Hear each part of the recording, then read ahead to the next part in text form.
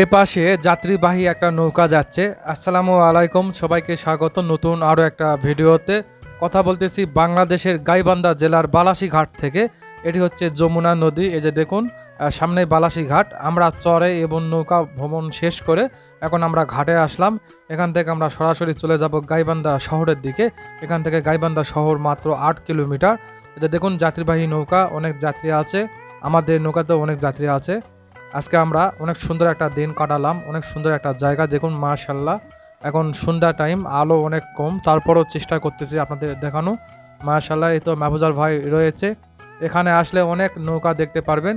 এই নৌকাগুলো ভাড়া করে আপনারা বিভিন্ন চরে যেতে পারবেন, নদীতে ঘোরাঘুরি করতে পারবেন। আর অবশ্যই দরদাম করে নৌকা ভাড়া করবেন। আর দেখুন মাশাল্লাহ, কি দারুণ দৃশ্য! ওয়াও, হ্যাভি সুন্দর একটা জায়গা। মাঝে মধ্যে এখানে আসা হয় যখনই সুযোগ সময় হয়। আপনারাও ঘুরে যাবেন এই বালাসী ঘাট।